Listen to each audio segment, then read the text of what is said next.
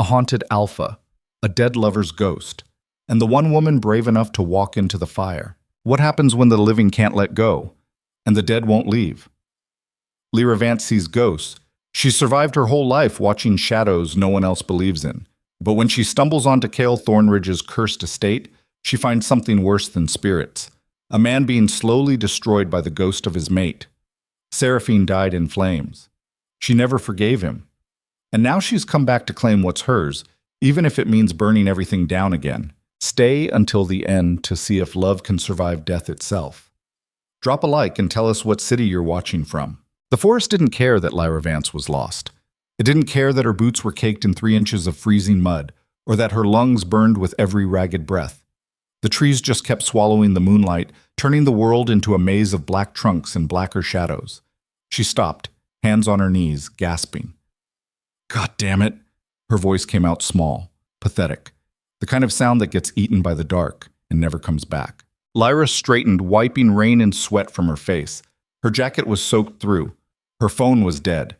And the last road she'd seen was 4 miles back, maybe 5. She'd lost count when panic set in. She wasn't supposed to be here. She was supposed to be in Millbrook, knocking on her aunt's door, asking for a place to crash while she figured out what the hell to do with her life. That was the plan. Simple, clean. But the bus broke down.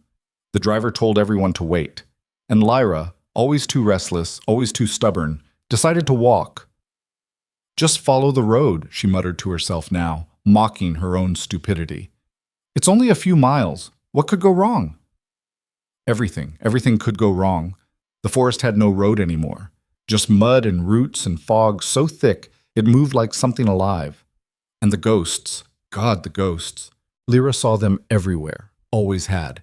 Since she was 5 years old and her mother died in a car crash right in front of her. Since she watched her mother's spirit climb out of the wreckage, look at Lyra with eyes that were already somewhere else, and walk into the light. After that, the dead never left her alone.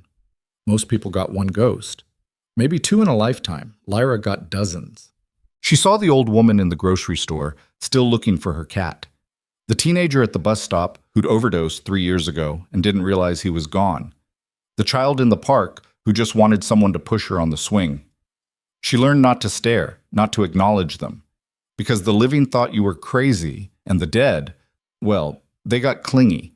But tonight, there were no ghosts. That was the first sign something was wrong. Lyra walked faster, her breath misting in the cold. The trees pressed closer. The silence was so thick it had weight, like the air before a scream. Then she heard it. A low, wet growl. She froze. Her heart slammed against her ribs so hard it hurt. Slowly, she turned. Nothing. Just fog. Just trees. Just... The growl came again. Closer this time. Behind her. Lyra spun, stumbling backward. Her boot caught on a root and she went down hard, palms slamming into the mud. Pain shot up her wrists. Shit! Something moved in the fog, low to the ground, fast. Lyra scrambled back, her hand closing around a fallen branch. She swung it up like a weapon, her voice cracking. Stay back! The shape stopped, and then, out of the mist, a wolf pup trotted into view. Lyra blinked. It was small, maybe 6 months old. Its fur was dark gray, almost black. And its eyes, bright amber in the dim light, locked onto hers with an intelligence that made her stomach twist. You've got to be kidding me, she whispered. The pup tilted its head. Then it lunged. Lyra yelped and rolled to the side, but the pup wasn't going for her. It grabbed her bag, her only bag, with her wallet, her charger, the last photo of her mom, and bolted into the trees. No, hey! Lyra was on her feet before she could think, sprinting after the little thief. Branches whipped her face, mud sucked at her boots, but she didn't stop. Get back here, you little... The pup darted left, then right, weaving through the trees like it knew exactly where it was going. And then the forest opened up. Lyra skidded to a stop, chest heaving. In front of her stood a gate, iron, 15 feet tall, twisted into shapes that looked like wolves mid-leap, their mouths open in silent howls. Rust bled down the bars like old blood. Beyond it, barely visible through the fog, was a mansion. No, not a mansion, a ruin. The house was massive, 3 stories of stone and shattered windows, its roof sagging in places like broken ribs. Vines choked the walls. The front steps were cracked and littered with leaves. And every window, every single one, was dark. The pup sat in front of the gate, Lyra's bag at its feet, staring at her. "You've got to be kidding me," Lyra said again, quieter this time. The pup yipped once, then slipped through the bars and trotted toward the house. Lyra stared at the gate. Every instinct she had screamed at her to turn around, to walk back into the forest, to take her chances with the mud and the dark, and whatever the hell was growling out there. But her bag was on the other side of that gate, and she was cold and wet and so tired. Screw it, she climbed. The iron was slick with rain, and her hand slipped twice, but she made it over. She dropped to the other side, grabbed her bag, and looked up at the house. It looked worse up close. The windows weren't just dark. They were watching. The door was cracked open, hanging crooked on its hinges, and the air smelled wrong, like smoke and rot and something sweet underneath it all. Lyra took a step back. "This is a bad idea," she told herself. The pup barked from the doorway. Lyra glared at it. "I'm not going in there." The pup barked again, then disappeared inside. Unbelievable. She stood there for a full 30 seconds, arguing with herself. Then thunder cracked overhead, the sky opened up, and rain came down in sheets. Lyra ran for the door. Inside, the house was silent. No, not silent. Breathing. Lyra stopped just past the threshold, water dripping from her hair. The door swung shut behind her with a groan that made her jump. The entrance hall stretched out in front of her, wide and cold. A staircase spiraled up into darkness. The floor was marble, cracked and stained. And hanging on the walls were portraits, dozens of them. Men and women with hard eyes and sharp faces, all of them staring down at her like she didn't belong. She didn't. "Hello?" Her voice echoed. No answer. Lyra took a step forward, then another. Her boots squeaked on the wet stone. "I don't want any trouble," she called out, louder this time. "I just need to wait out the storm. I'll leave in the morning, I swear." Still nothing. She moved deeper into the house, following the faint sound of the pup's claws on stone. The hallway branched off in 3 directions. She picked the middle one because it felt less like a trap, and found herself in what used to be a sitting room. Furniture covered in dust sheets, a fireplace choked with ash, and in the corner, curled up on a moth-eaten rug, was the pup. It looked up at her, tail wagging. "You're a menace," Lyra muttered. The pup yawned. She dropped her bag and pulled off her soaked jacket, hanging it over the back of a chair. Her shirt was damp, but not ruined. She sat down on the floor, leaning against the wall, and closed her eyes. Just for a minute. Just to breathe. That's when she felt it. The cold. Not the normal cold of a drafty house. This was different. Deliberate. Like ice sliding down her spine. Lyra opened her eyes and saw her. The ghost stood in the doorway. She was beautiful. Long dark hair that fell in waves past her shoulders. Pale skin. A dress that looked like it belonged in a painting. Silk and lace, the color of blood. And her eyes. God. Her eyes. They burned with something Lyra couldn't name. Rage. Grief. Hunger. The ghost didn't move. She just stared. And then she smiled. Lyra's breath caught. "Who? Get out!" The voice came from behind her. Lyra twisted around, her heart in her throat. A man stood in the other doorway. Tall. Broad-shouldered. His face was all hard angles and shadows, his jaw tight, his eyes the color of winter steel. He wore a shirt that looked like he'd been wearing it for 3 days, sleeves rolled up to reveal forearms covered in scars. His hair was dark, messy, like he'd been running his hands through it too many times. And he looked at Lyra like she was the worst thing that had ever happened to him. "I said get out," he repeated, his voice low and rough. Lyra stood, hands up. "I didn't mean to. I don't care what you meant. You're trespassing. The storm. Not my problem. I'll leave in the morning." "You'll leave now." Lyra's temper flared. She was cold, wet, exhausted, and she'd been chased through the woods by God knows what. She wasn't in the mood to be thrown out into the rain by some brooding stranger. "Look," she said, keeping her voice steady, "I don't want to be here any more than you want me here. But I can't leave. Not tonight. So how about you go back to whatever dark corner you crawled out of, and I'll stay here, out of your way, until morning." The man's eyes narrowed. For a second, Lyra thought he was going to grab her and throw her out himself. But then the pup barked. The man looked down. The pup sat at his feet, tail wagging, looking up at him like he'd just done something wonderful. The man's jaw tightened. "Finn," he said quietly. "What did you do?" The pup yipped. The man closed his eyes, exhaling through his nose. When he opened them again, he looked at Lyra, really looked at her. And something in his expression shifted, not softened, but hesitated. "One night," he said finally. "Thank you," Lyra said, meaning it. "Don't thank me, don't talk to me, don't touch anything, and stay out of the East Wing." "Got it." He turned to leave. "Wait," Lyra said. He stopped, but didn't look back. "What's your name?" Silence. Then, so quiet she almost didn't hear it. "Kael." He walked away, the pup trotting after him. Lyra stood alone in the sitting room, her pulse still racing. She looked back at the doorway where the ghost had been. Empty. But the cold was still there, and so was the smell of smoke. Ki. Lyra didn't sleep. She tried. She curled up on the floor, using her jacket as a pillow, and closed her eyes. But every time she started to drift, she heard something. Footsteps. Whispers. The creak of wood settling in ways wood shouldn't settle, and the cold never left. By the time pale light started creeping through the broken shutters, Lyra was exhausted and wired at the same time, her nerves stretched thin. She sat up, rubbing her face. The house looked worse in the daylight. The wallpaper was peeling, the floorboards were warped, and there were stains on the walls, dark, uneven patches that could have been water damage or something else entirely. Lyra stood, stretching the stiffness out of her back. She needed to find a bathroom. Maybe some water. And then she needed to leave.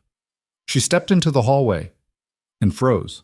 There were children, 3 of them, standing at the end of the hall, staring at her. The oldest was maybe 12, a girl with tangled blonde hair and eyes that were too old for her face. Next to her stood a boy, maybe 10, dark-haired and scowling. And the youngest was a girl, no more than 6, clutching a stuffed rabbit that had seen better days. None of them moved, none of them blinked. Lyra's stomach twisted. "Hi," she said, carefully. The oldest girl tilted her head. "You shouldn't be here," she said. Her voice was flat, emotionless. "I know," Lyra said. "I'm leaving soon. He doesn't like strangers." "I noticed." The boy stepped forward. "You saw her, didn't you?" Lyra's breath hitched. "Who?" "The lady in the red dress." The youngest girl nodded, hugging her rabbit tighter. "She doesn't like you." Lyra's pulse kicked up. "What are you talking about?" The oldest girl smiled. It didn't reach her eyes. "You'll see." Then they turned and walked away, single file, disappearing around the corner. Lyra stood there, heart pounding. What the hell was this place? She found the bathroom, barely. The pipes groaned when she turned on the faucet, and the water came out rust-colored, but it was cold and wet, and she splashed it on her face until her hand stopped shaking. When she came back out, Kael was waiting. He leaned against the wall, arms crossed, watching her with that same hard expression from last night. "You're still here," he said. "Good morning to you, too." His jaw tightened. "It's morning. Leave." "I'm going," Lyra said. "But first I need to know, who are those kids?" "Not your concern." "They said—" "I don't care what they said." Kael pushed off the wall, stepping closer. He was taller than she'd realized, bigger. And when he moved, it was with the kind of controlled violence that made her instincts scream danger. But Lyra didn't back down. "They're not normal," she said quietly. Kael's eyes flashed. "Get out." "I'm trying to help." "I don't need your help." "Yeah, because from where I'm standing, you look like a man who's drowning." The words hung in the air. Kael stared at her, something dark and broken flickering behind his eyes. Then he turned and walked away. "East gate's open," he called over his shoulder. "Use it." Lyra watched him go, her hands curling into fists. She should leave. She should walk out that gate and never look back. But something stopped her. Maybe it was the kids. Maybe it was the ghost. Maybe it was the way Kael looked at her, Like he wanted her gone but couldn't quite make himself force her out. Or maybe it was the fact that, for the first time in years, Lyra felt like she was exactly where she was supposed to be. She walked to the front door, opened it, and stopped. Outside, the world was gone.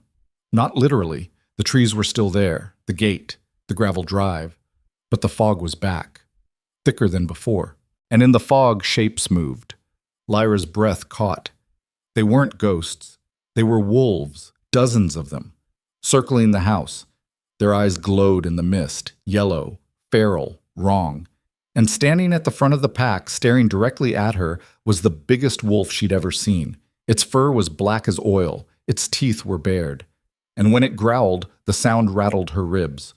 Lyra slammed the door shut. Her heart hammered. She turned. And Kyle was there. "I told you to leave," he said quietly. "There are wolves." "I know." I know." Lyra stared at him. "What the hell is going on?" Kyle looked at her for a long moment. Then he said very softly, "You should have run when you had the chance." The lights went out, and in the darkness, Lyra heard the ghost laugh. The darkness wasn't empty. Lyra felt it immediately, the way the air thickened, pressing against her skin like cold hands. Her breath came shallow and fast, her eyes straining against the black. "Kyle?" No answer. She reached out, fingers brushing the wall. The wallpaper felt wrong under her palm. Wet, sticky. She jerked her hand back. "Kale, what's happening?"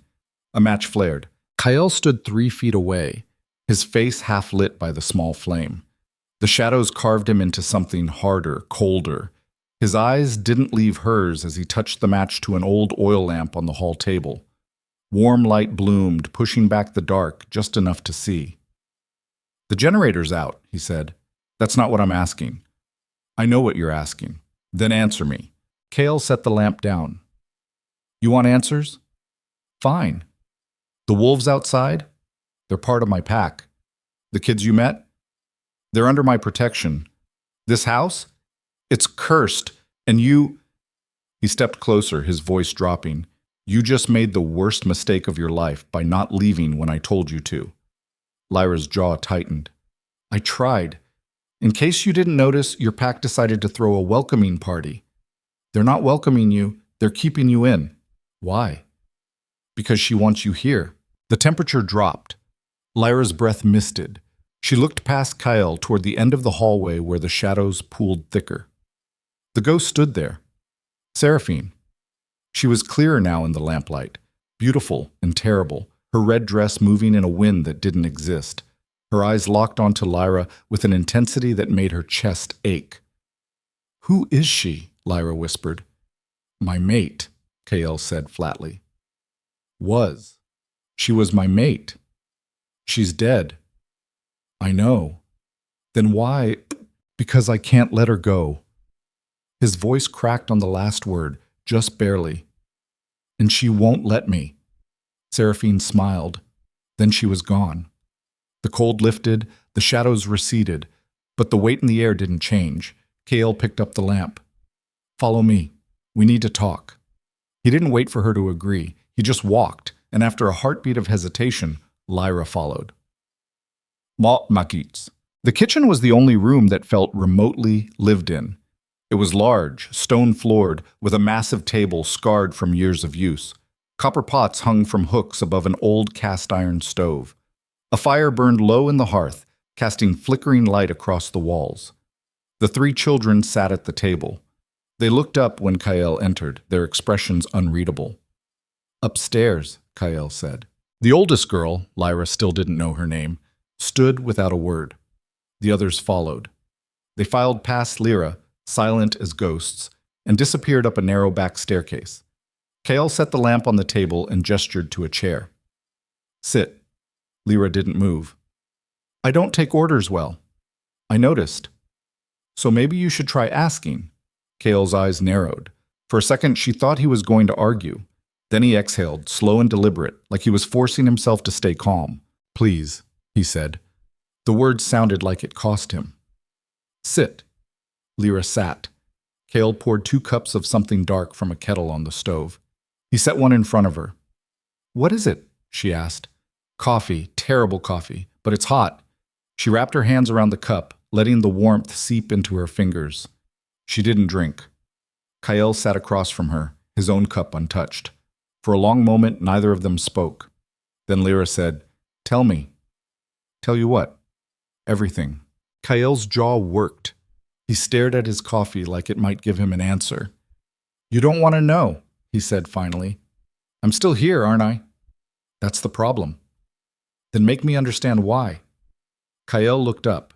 His eyes were brutal in their honesty, tired, haunted, and so full of pain it made Lyra's chest tight. "Because everyone who stays dies," he said. The words landed like a blow. Lyra swallowed. "The kids are dying too, slowly, but I can't stop it." "What do you mean?" Kale leaned back, running a hand through his hair. "This place is poison. The house, the land, all of it. It's been rotting for years. And Seraphine, she's the rot. She's in the walls, in the air, in my goddamn head. She won't leave. And every day she stays, the house gets worse. The kids get worse. I get worse. Why don't you just leave? You think I haven't tried?" His voice rose, sharp and bitter. "I've left 10 times. 20.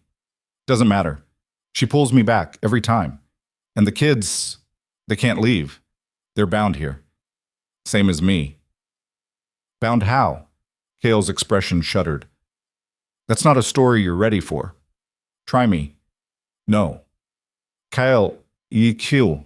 I said no. He stood, the chair scraping loud against the stone. "You want to survive the night? Fine. Stay in the kitchen. Don't go upstairs. Don't go to the east wing. And whatever you do, don't talk to her." "To who? Seraphine?"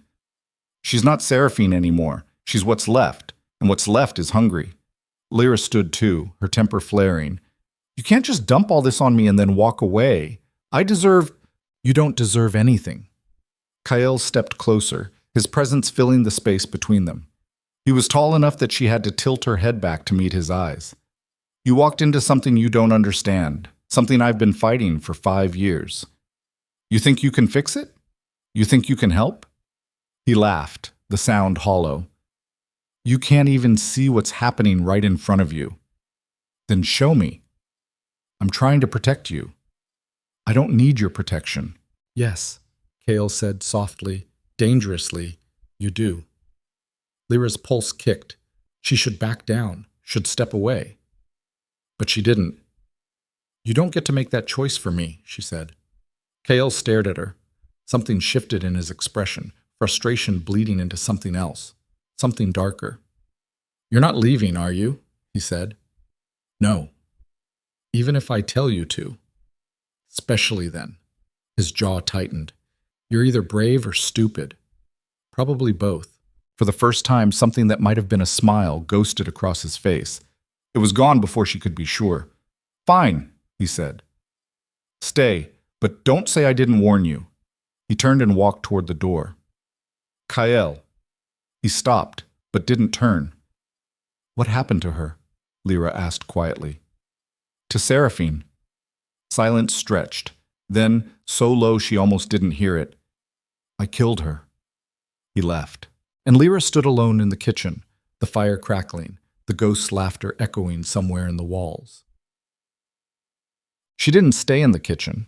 Of course she didn't. Lyra gave it 20 minutes, long enough for Kyle's footsteps to fade, long enough for the house to settle back into its eerie quiet. Then she picked up the lamp and slipped into the hallway. She needed to understand this place, needed to see what Kyle was hiding. The house stretched out in all directions, a labyrinth of corridors and closed doors. Most of the rooms were empty, furniture covered in sheets, floors thick with dust. But some rooms felt different, used, lived in. She found the children's rooms on the second floor, 3 small bedrooms side by side. The doors were open just enough to see inside. Beds with mismatched blankets, toys scattered on the floor, drawings pinned to the walls, wolves and forests and a woman in a red dress. Lyra's stomach twisted. She kept moving. The east wing was at the far end of the second floor, blocked off by a heavy wooden door. A chain hung across it, padlocked shut. "Don't go to the east wing." Lyra stared at the door. She should turn back, she knew that. But her hand was already reaching for the chain. It was cold. colder than it should have been. And when she touched it, she felt it. Grief. Not hers. Someone else's. A wave of it so strong it made her knees weak. She yanked her hand back, gasping, "I wouldn't do that if I were you." Lyra spun. The oldest girl stood at the top of the stairs, watching her. In the lamplight, she looked even older than 12. Her face was too pale, her eyes too knowing. "What's your name?" Lyra asked, her voice steadier than she felt. "Clara?" "Clara, why can't I go in there?" "Because that's where she died." Lyra's breath caught. "Seraphine." Clara nodded. "The fire started in there. Kyle tried to save her, but she didn't want to be saved." "What do you mean?" Claire's expression didn't change. "She wanted to burn, and she wanted him to burn with her. When he didn't, she made him promise to stay, forever. And he did. That's not possible." "You've seen her," Clara said. "You know it is." Lyra's pulse hammered. "Why are you telling me this?" "Because you're going to try to help him." Clara stepped closer. "They all do. The ones who see her. They think they can fix him, save him. But you can't save someone who doesn't want to be saved." "He does want to be saved." "No," Clara said quietly. "He wants to be punished, and she's more than happy to oblige." Before Lyra could respond, a crash echoed from below. Both of them froze. Another crash, glass shattering, then a scream, high, sharp, terrified.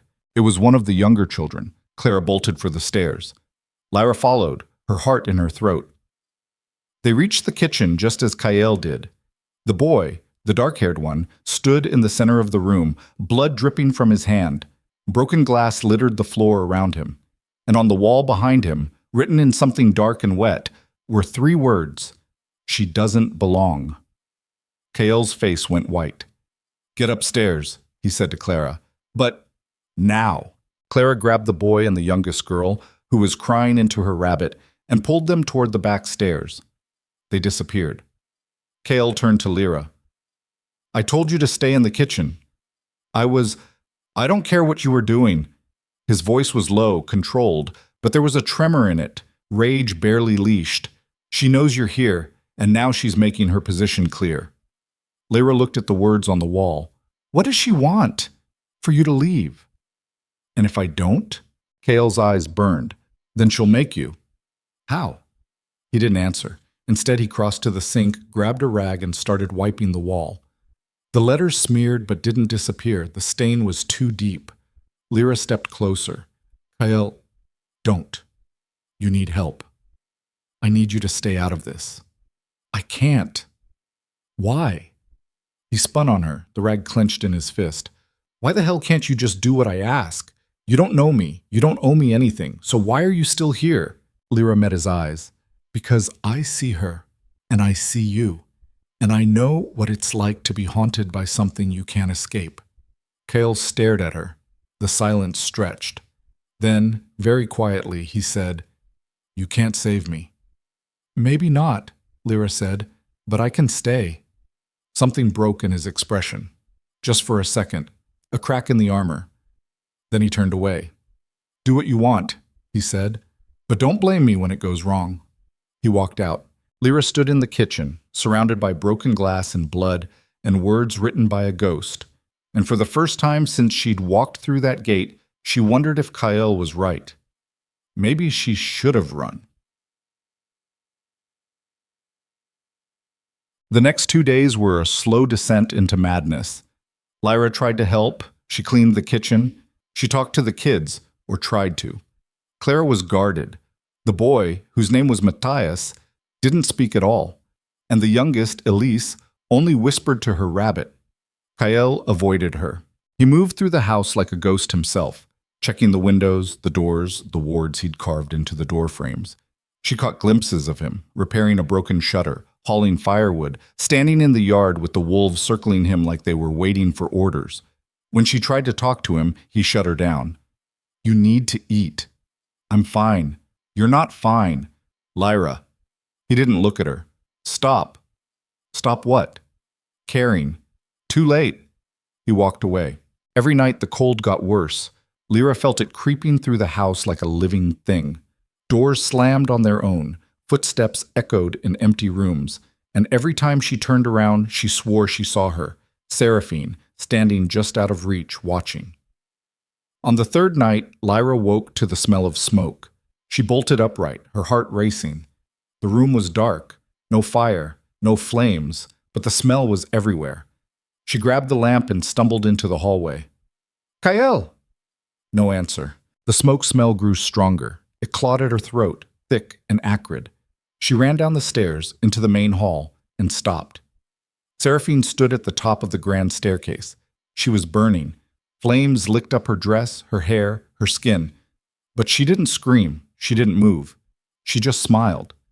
And then she pointed. Lyra turned. Kael stood at the other end of the hall, his back to her. He was talking to someone she couldn't see. No, not talking, arguing. "I can't," he said, his voice raw. "Not again." A pause. "You don't understand. She's not like the others." Another pause. "She sees you. She knows. And if I don't—" He stopped, turned, and saw Lyra. His face went ashen. "How long have you been standing there?" "Long enough." Lyra's voice shook. "Who were you talking to?" Kael's jaw worked.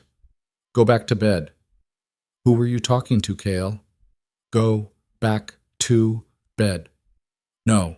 He crossed the distance between them in 3 strides, grabbing her by the shoulders. His grip was hard enough to bruise. "You don't want this answer," he said. "Tell me anyway." His eyes searched hers, and in that moment she saw it, the thing he'd been hiding. He wasn't just haunted. He was possessed. "She's in my head," he whispered. "Every second, every thought. She tells me things, makes me see things, and I—" His voice broke. "I can't fight her anymore." Lyra's breath hitched. "Kael, she wants me to hurt you." His hands trembled. "She's telling me to do it right now. And the worst part?" He laughed, the sound jagged. "Part of me wants to listen." Lyra should have been terrified. She should have run, but she didn't. Instead, she reached up, her hands covering his. "Then fight her," she said. "I can't." "Yes, you can." "You don't—" "I said fight her." Kael stared at her, and then, slowly, his grip loosened. He stepped back, his hands falling to his sides. "You're going to get yourself killed," he said. "Probably." "And you're okay with that?" "No," Lyra said, "but I'm not leaving you to do this alone." Something flickered in his eyes. Gratitude, hope, fear. Then it was gone.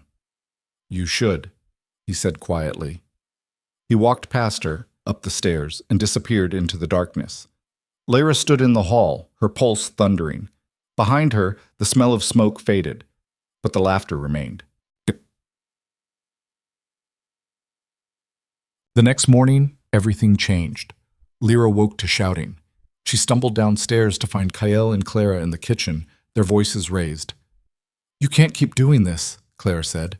Her face was flushed, her eyes bright with tears. "She's going to die, Kael. Just like the others." "She's not—" "Yes, she is." Clara slammed her hand on the table. "And you know it. You let them in, you let them get close, and then she takes them. Every single time." Kael's jaw tightened. "This is different." "How? How is this different?" "Because she's—" He stopped, his gaze cutting to Lyra. She stood in the doorway, frozen. Clara saw her and laughed bitterly. "Oh, perfect. Tell her, Kael. Tell her what happens to the people who try to help you." "Clara, Guy." "They die," Clara said, her voice shaking. "Every single one.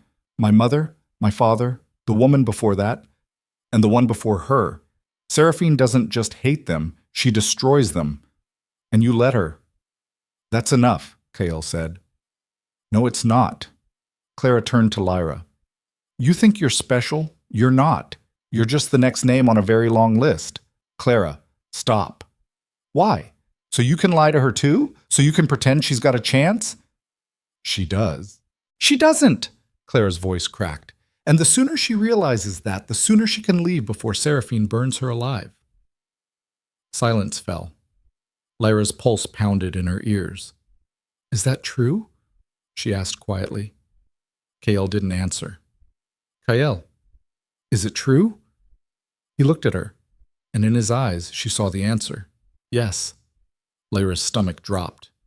"How many?" she whispered. It doesn't matter. How many, KL? His jaw clenched. 6. The number hit her like a punch. 6 people have died trying to help you? They didn't die because of me. Didn't they? Kale flinched.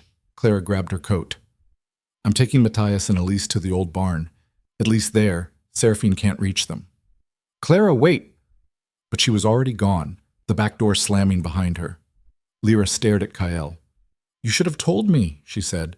Would it have changed anything? Yes. Liar. Lyra's temper flared. You don't get to decide what I would or wouldn't have done. That's not your call.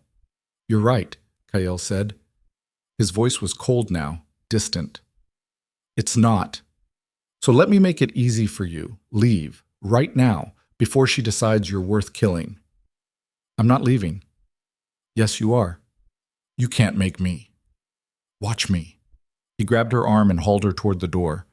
Lyra struggled, her pulse spiking. Kael, stop. No. His grip was iron. I'm done watching people die because of me. You're leaving. Now. He threw open the front door and stopped. The wolves were gone.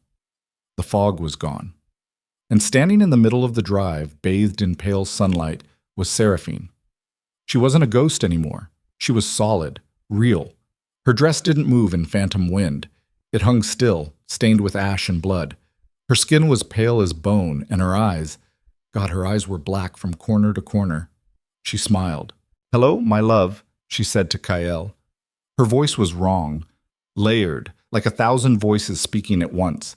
Kael's hand fell from Lyra's arm. Seraphine, he breathed. You've been avoiding me, Seraphine said. She stepped closer, her bare feet silent on the gravel. That hurts, Kael. After everything I've done for you, after everything we've been through. You're dead, Kael said. Am I? She laughed. I don't feel dead. Do I look dead to you? She reached out. Kael didn't move.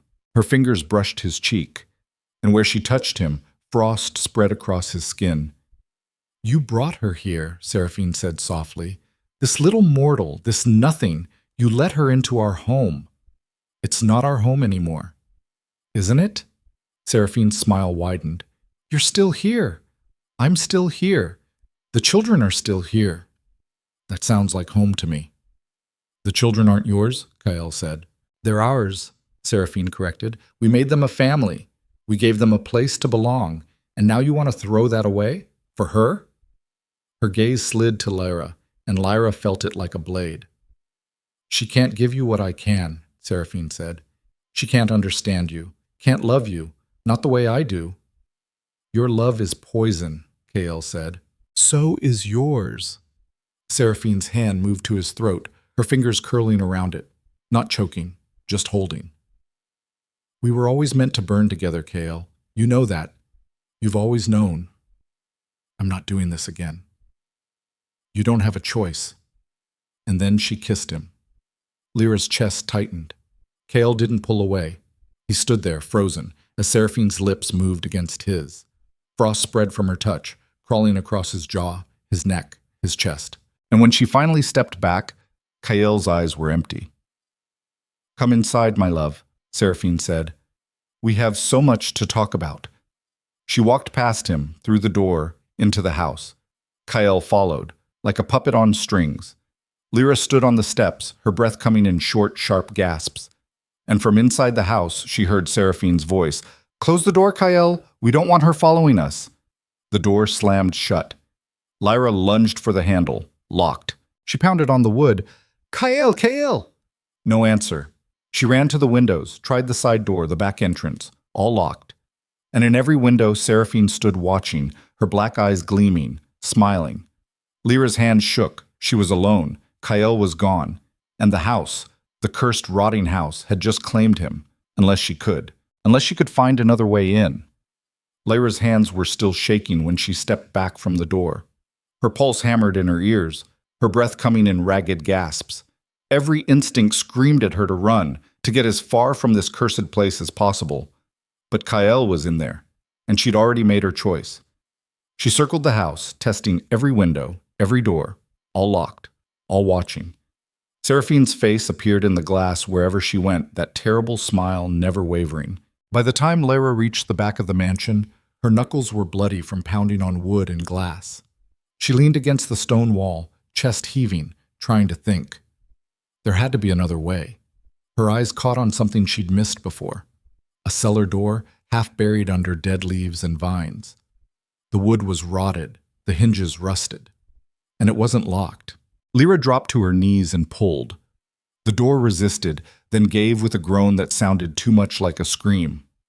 Darkness yawned below, smelling of earth and rot and something older. She didn't hesitate. She dropped into the dark. The fall was shorter than she expected. Her boots hit packed dirt, her knees buckling.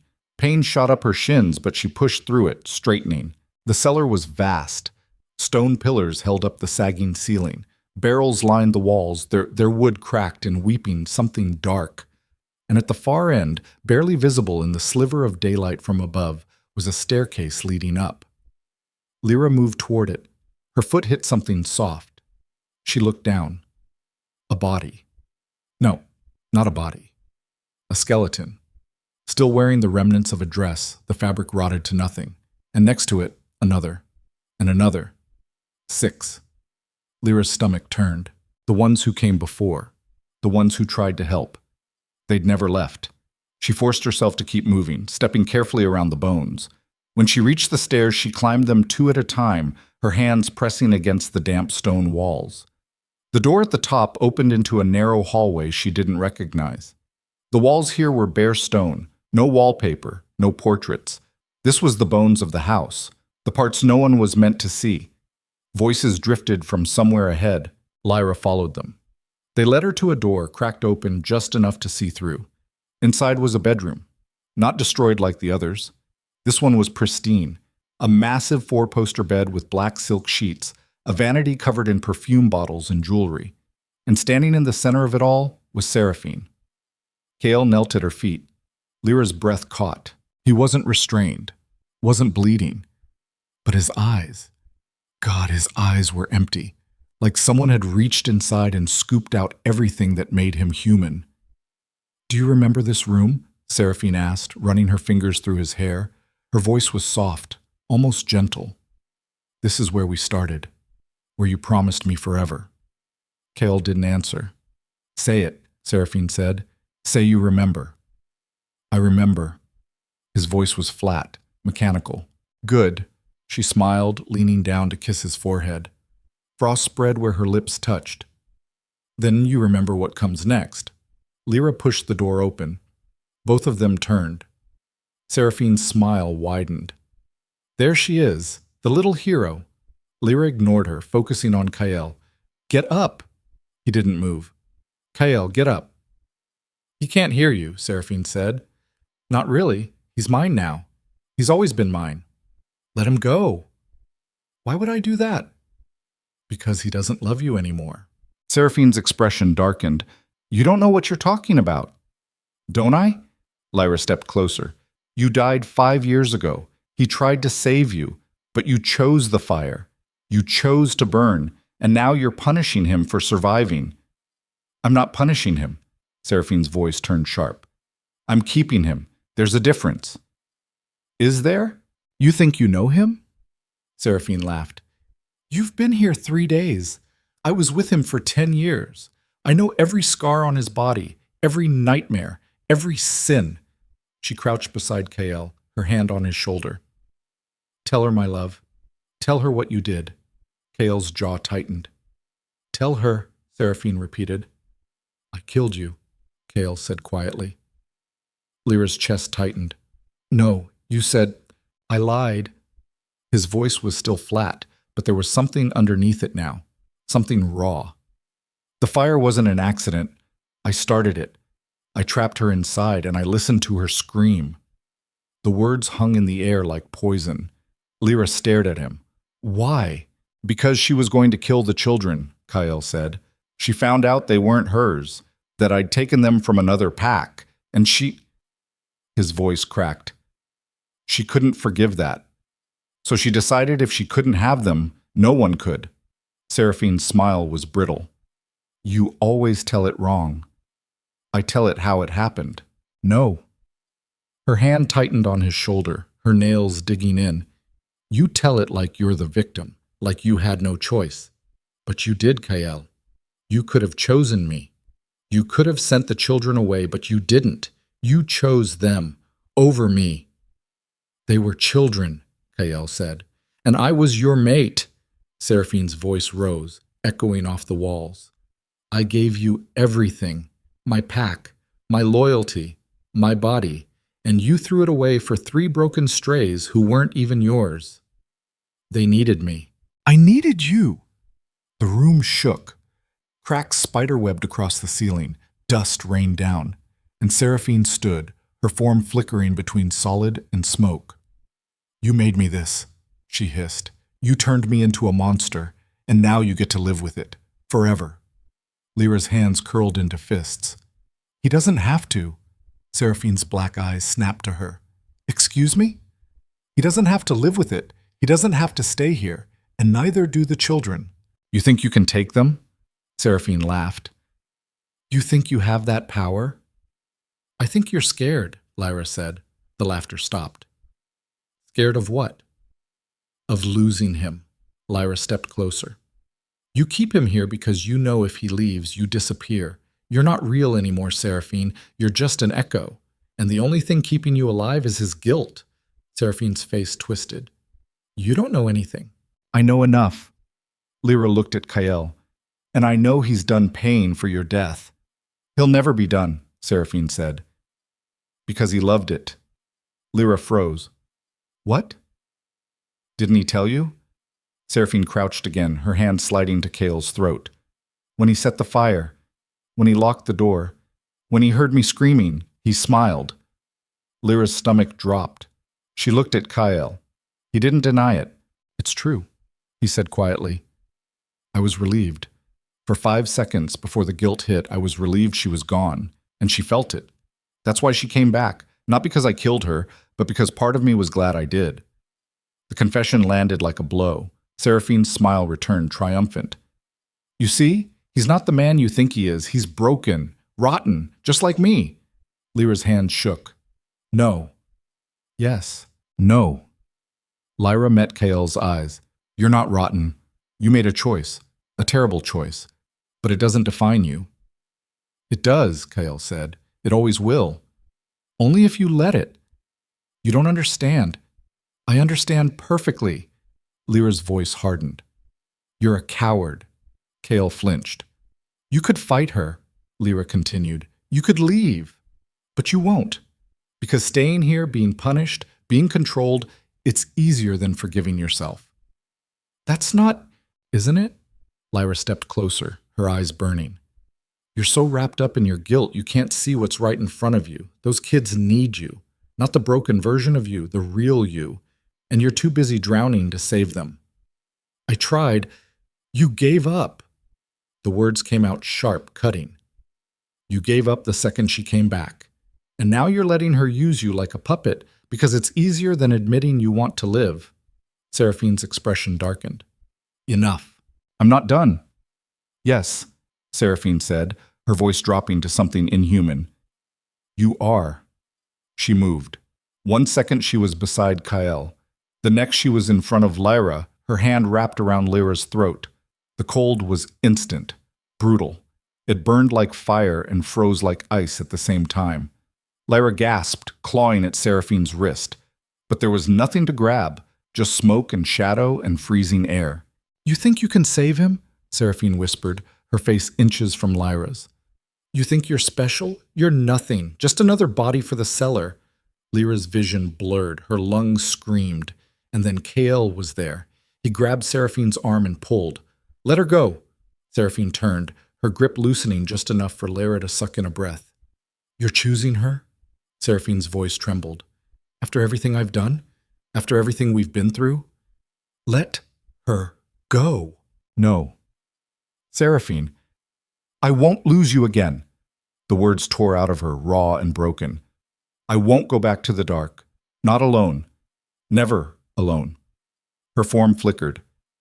For a second, Lyra saw her, not the monster, but the woman. beautiful and terrified and so desperately sad. "Please," Seraphine whispered, "don't leave me." Kael's expression cracked. "I'm sorry," he said, and then he ripped her hand away. Seraphine screamed.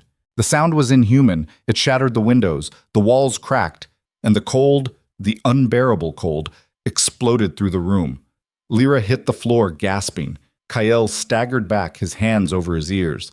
And Seraphine stood in the center of it all, her form unraveling, smoke and shadow peeling away to reveal something underneath, something ancient and angry and hungry. "You chose wrong," she said. Her voice wasn't layered anymore. It was singular, focused, and it was full of rage. "If I can't have you," Seraphine said, "no one will." The room ignited, not with real fire, with ghost fire, blue and white and cold as death. It spread across the walls, the ceiling, the floor, and everywhere it touched, frost followed. Kael grabbed Lyra and hauled her to her feet. "Run!" They ran, through the hallway, down the stairs. The house shook around them, plaster raining down, beams groaning. Seraphine's laughter chased them, echoing from every corner. "You can't escape," she screamed. "This house is mine. You're mine." They burst into the main hall. Claire stood at the bottom of the stairs, Matthias and Elise behind her. "What did you do?" Claire shouted. "No time," Kael said. "We have to get them out." "The doors?" "I know." He ran to the front door, slamming his shoulder into it. Once, twice. It didn't budge. Lyra grabbed a chair and hurled it at the nearest window. The glass exploded outward. She started knocking out the remaining shards, her hands bleeding. "Come on!" Clara pushed the children toward the window. Matthias went first, scrambling through. Then Elise, still clutching her rabbit. Clara turned back to Kael. "What about you?" "I'll hold her off." "No," Lyra said. "Lyra—" "No." She grabbed his arm. "You're coming with us." "I can't." "Yes, you can." "She won't let me leave," Kael said. His voice was calm, too calm. "She's bound to me. If I go, she follows. And if she follows, she'll kill everyone I care about. The only way to stop her is to stay." "That's not true." "It is." He looked at her, his eyes clear for the first time since Seraphine kissed him. "And we both know it." Lyra's throat tightened. "There has to be another way." "There isn't." "Kael, go." He pushed her toward the window. "Take the kids. Get as far from here as you can." "I'm not leaving you." "You have to." "No." "Lyra." His hands cupped her face, his thumbs brushing her cheeks. "I'm already gone. I've been gone for 5 years, but you can still save them, please." Tears burned her eyes. "You're a coward." He smiled. It was small and sad and utterly broken. "I know." He kissed her. It was brief, desperate, and it tasted like goodbye. Then he shoved her through the window. Lyra hit the ground outside. The breath knocked from her lungs. Clara pulled her up, dragging her away from the house. "No!" Lyra fought her. "We have to go back." "It's too late," Clara said. Inside, Kael stood in the center of the hall. Seraphine appeared in front of him, her form solidifying. She reached for him, her hands gentle. "Finally," she whispered, "you're mine again." Kael didn't fight. He just closed his eyes, and the house collapsed. Not physically, but the ward shattered, the walls groaned, and something dark and ancient rose from the foundations, wrapping around Kael like chains. Lyra screamed, but Clara held her back, her grip iron. "We have to go," Clara said. "Now!" They ran. Through the gate, into the forest. The wolves didn't follow. The fog didn't chase them. And when Lyra finally looked back, the mansion was dark, silent, dead. Kael was gone. They made it to the barn before dawn. It was small, drafty, but it was safe. The children huddled together in the corner, wrapped in old blankets Clara had hidden there. Lyra sat by the door, staring out at the trees. Clara sat beside her. For a long time, neither of them spoke. Then Clara said, "He knew." Lyra looked at her. "He knew she'd take him," Clara continued. "That's why he kept pushing you away. He didn't want you to see it." "See what?" "Him giving up." Lyra's hands curled into fists. "He didn't give up, didn't he? He saved you, all of you." For now, Claire's voice was bitter. But it won't last. It never does.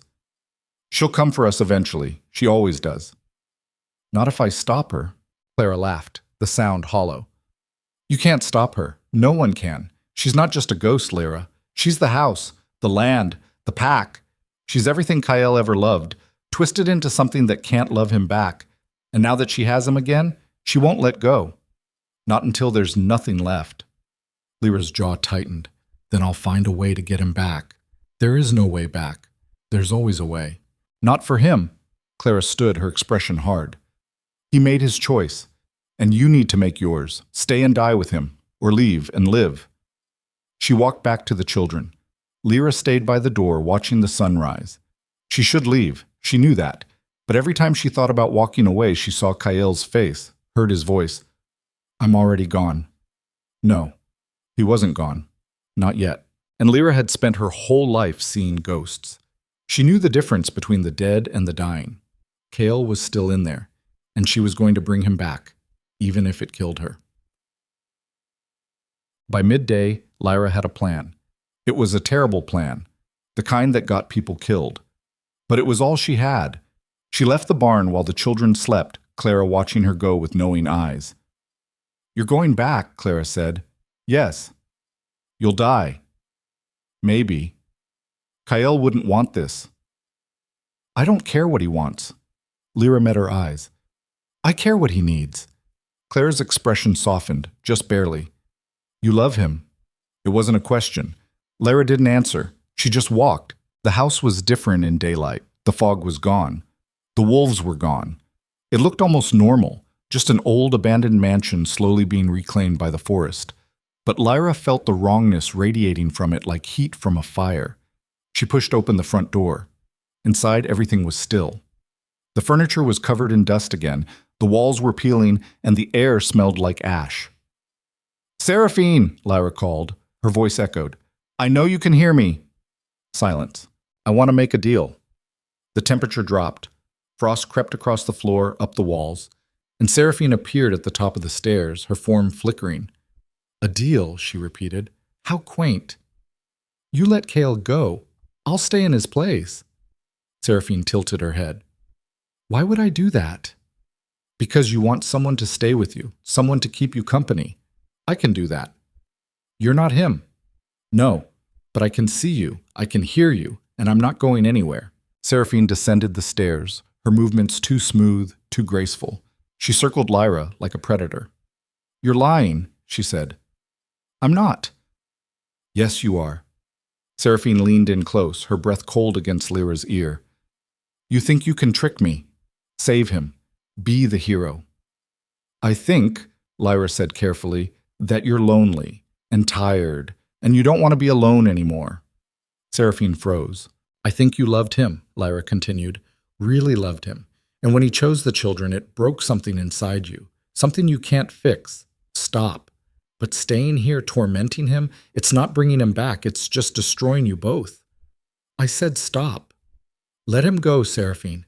Let yourself go. It's the only way this ends. Seraphine's form flickered violently. And then she screamed. The sound shattered every window in the house. The walls cracked. The floor buckled. And Lyra was thrown backward, slamming into the wall hard enough to knock the air from her lungs. When she looked up, Seraphine stood over her. Her face was no longer beautiful. It was a skull, charred and broken. Her eyes were empty sockets, and when she spoke, her voice was the crackle of flames. You want to save him? She hissed. Fine.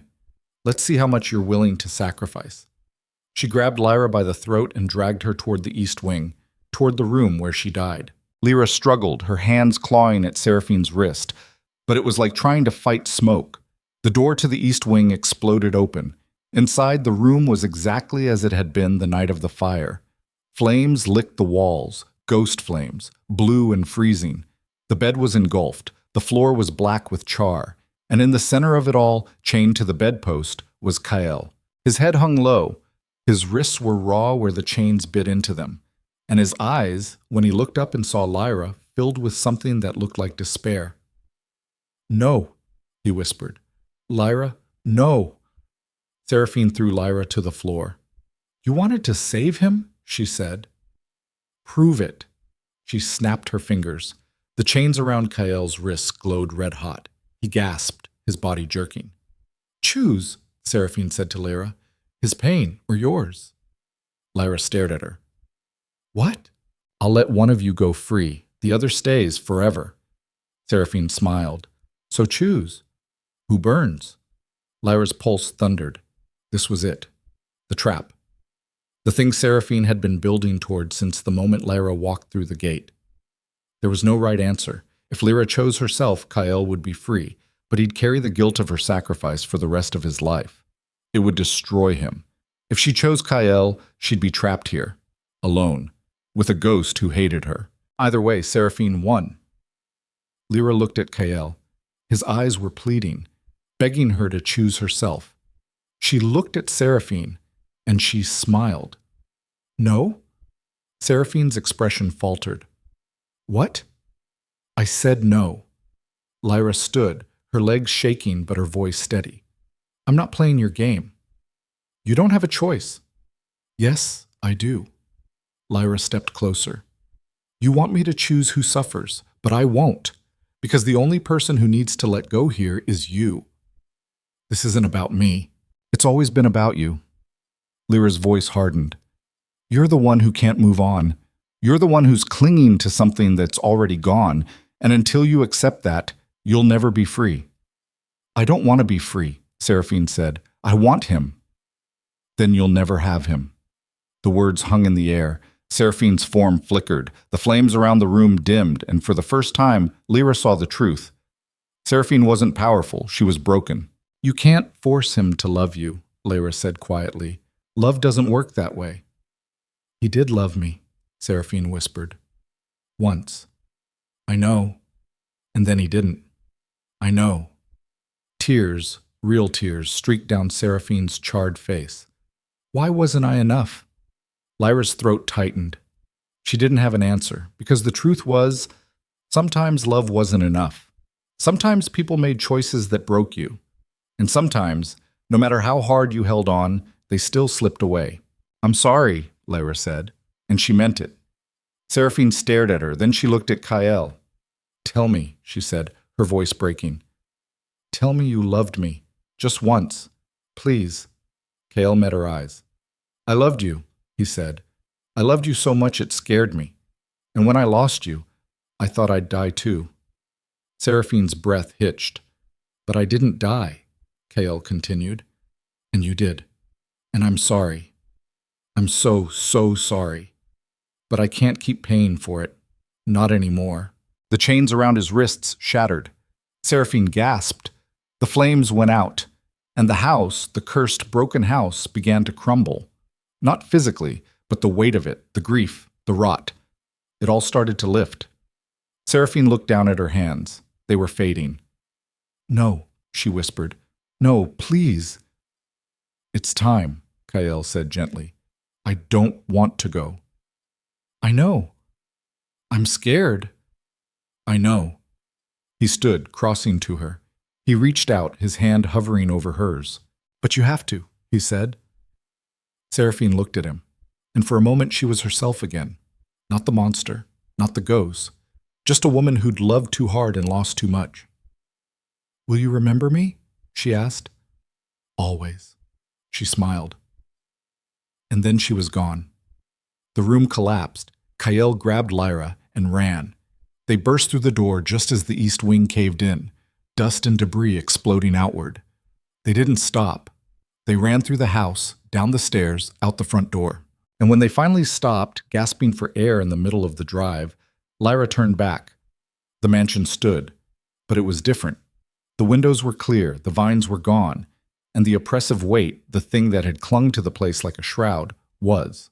The mansion stood, but it was different. The windows were clear, the vines were gone, and the oppressive weight, the thing that had clung to the place like a shroud, was lifted. For 3 seconds, Lyra thought it was over. Then the ground beneath them trembled. Kael's head snapped up. No. What? She's not gone. His voice was raw. She's just changing. The earth split, not a crack. A chasm. It tore through the drive, through the lawn, circling the house like a noose, and from the depths rose something that made Lyra's blood freeze. Wolves, hundreds of them. But these weren't the pack that had circled the house before. These were dead. Skeletal. Their bones held together by shadow and smoke. Their eye sockets burned with that same unnatural blue fire. And leading them was the black wolf from the first night. Massive, its fur matted with decay, its jaws dripping with something dark.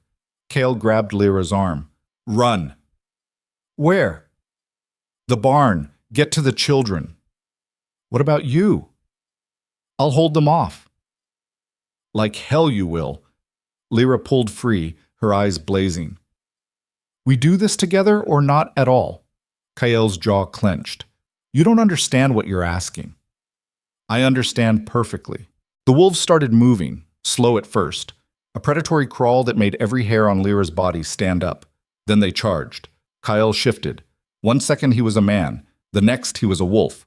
Bigger than the dead ones. His fur dark gray shot through with silver. His eyes that same winter steel. He lunged forward, meeting the first wave head on. Lyra ran, not away, toward the house. She didn't know what she was looking for, just that somewhere in that cursed building was the answer, the thing that would end this. She crashed through the front door. Inside, the house was collapsing in earnest now. The main staircase groaned, its banister cracking.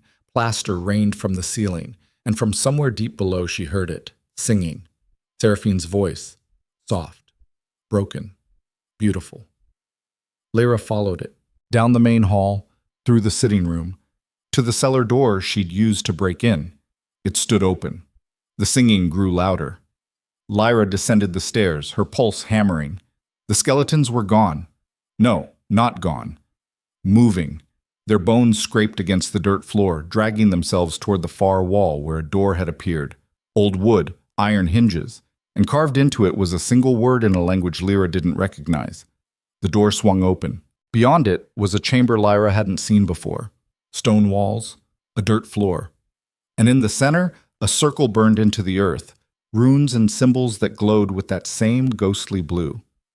Inside the circle knelt Seraphine. She looked different now, not charred, not monstrous, just tired. Her dress hung in tatters. Her hair fell loose around her shoulders, and her eyes, when they met Lyra's, were human again. You shouldn't be here, Seraphine said. Neither should you. Seraphine laughed softly. I don't have a choice. This is where it started. This is where he bound me. Lyra's stomach dropped. Kael did this? No. Seraphine shook her head. I did. The night I died, I made a pact. With the land. With the house. With something older than both. I told it if Kael tried to leave, it should bring him back. If he tried to forget me, it should make him remember. And if he tried to love someone else, you'd destroy them, Lyra finished. Yes, that's insane. It's love. Seraphine's voice cracked. Or it was. I don't remember anymore. It's been so long since I felt anything but rage. Lyra stepped closer to the circle. The air around it shimmered with heat, despite the cold radiating from Seraphine. How do I break it? Lyra asked. You can't. There's always a way. Not this time. Seraphine looked down at her hands. They were fading again, becoming translucent. The pact was sealed with my death. The only way to break it is for me to let go. And I can't. Why not? Because if I let go, I disappear.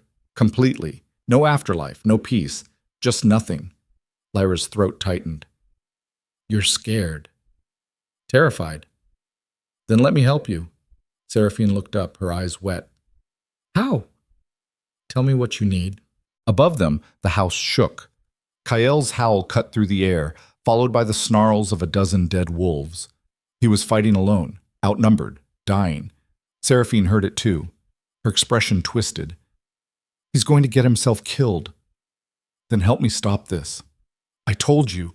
I don't care what you told me. Lyra dropped to her knees in front of the circle, her eyes locked on Seraphine's. You loved him. I know you did. And maybe that love turned into something ugly. But it was real once. And if any part of that woman is still in there, she wouldn't want him to die like this. Seraphine's breath hitched. Please, Lyra whispered. Help me save him. For a long moment, Seraphine didn't move. Then she reached out, her hand stopping just at the edge of the circle. You'll have to break the seal. How? Blood. Freely given. Yours or his. Lyra didn't hesitate. She pulled a shard of broken glass from her pocket. She'd grabbed it from the shattered window without thinking and dragged it across her palm. Pain flared. Blood welled up, dark and hot. She pressed her hand to the circle. The runes flared white. The ground bucked. The walls screamed, and Seraphine gasped as the circle shattered, the light exploding outward. When Lyra's vision cleared, Seraphine stood outside the circle. Solid. Real. And mortal. What did you do? Seraphine whispered. Freed you, Lyra said. Now move. She grabbed Seraphine's wrist and hauled her up the stairs. Outside, the battle was chaos. Kale fought in the center of the drive, blood matting his fur, his movements slowing. The dead wolves circled him, snapping at his legs, his throat. He was fast, brutal. But there were too many. Lyra ran toward him. Kyle! He turned, his eyes widening. One of the dead wolves lunged. Kale twisted, but he was a second too slow. Teeth sank into his shoulder. He yelped, going down hard. Lyra screamed. And Seraphine moved. She stepped between Kale and the wolves, her hands raised. Stop, she commanded. The wolves froze. Every single one of them. Seraphine's voice rang out, clear and strong. I release you, all of you. The pact is broken. You owe me nothing. The wolves stared at her. Then one by one they began to crumble. The bones dissolved into ash, the shadows dispersed, and within seconds the drive was empty. Silent. Seraphine swayed. Lyra caught her before she fell. I'm tired, Seraphine whispered. I know. It's time, isn't it? Yes. Seraphine looked at Kyle. He'd shifted back to human, his shoulder bleeding, his face pale, but he was alive. I'm sorry, Seraphine said. Kale's expression softened. I know. For everything. I know. She smiled. It was small and sad and utterly exhausted. Thank you, she said to Lyra. Then her form began to glow. Not with fire, with light. Soft, warm. And she faded. Not into smoke, not into shadow. Into peace. The house sighed, and then it collapsed. Not violently. Gently, like it had been holding itself together for years, and finally let go. The walls crumbled, the roof caved, and by the time the dust settled, all that remained was rubble and memory. Lyra knelt beside Kyle, her hands shaking as she pressed them to his shoulder. The wound was deep, too deep. You need a hospital, she said. I'll heal. Kyle, I'll heal. His hand covered hers. We heal fast. It's part of the package. You're bleeding everywhere. I've had worse. Lyra laughed despite herself. It came out broken, almost a sob. Kale's other hand cupped her face. You're insane. You're welcome. I didn't thank you. You should. He smiled. It was real this time. Tired and battered, but real. Thank you, he said. Before Lyra could respond, voices called out from the tree line. Clara emerged first, Matthias and Elise behind her. They stopped at the edge of the rubble, staring. Is she gone? Clara asked. Kale nodded. For good? For good. Clara's shoulders sagged. She looked younger suddenly, like a weight she'd been carrying for years had finally lifted. What now? She asked. Kale looked at the ruins, at the children, at Lyra. Now, he said slowly, we rebuild. The next 3 days passed in a blur. Kale's shoulder healed faster than Lyra expected. By the second day, the wound had closed to an angry red scar. By the third, even that was fading. They camped in the barn while they figured out what came next. The children were different now, lighter. Matthias spoke for the first time, just a few words, asking for water. But it was enough to make Clara cry. Elise stopped clutching her rabbit quite so tightly, and Clara smiled. Actually smiled. Lyra spent most of her time cleaning up the barn, making it livable. Kale worked outside, salvaging what he could from the rubble. Furniture, books, a few photographs that had survived. On the fourth day, he found Lyra sitting on the barn's front step, staring at the ruins. Second guessing, he asked. Always. He sat beside her, close enough that their shoulders touched. You could still leave, he said. I know. The bus station's only 10 miles. I could drive you. I know. So why haven't you? Lyra looked at him. Do you want me to? Kyle's jaw worked. No. Then stop asking. It's not that simple. It is. Lyra turned to face him fully. You keep waiting for me to wake up and realize what a mess this is. But I already know. I've known since the first night. Then why? Because I choose this. Her voice was steady, certain. I choose you, the kids. This broken, cursed piece of land, all of it. Kael stared at her. You deserve better, maybe, but I want this. Why? Lyra smiled. Because for the first time in my life, I feel like I'm exactly where I'm supposed to be. Kael's expression cracked. He leaned forward, his forehead resting against hers. You're going to regret it, he whispered. Probably. I'm not easy to live with. I noticed. And the pack.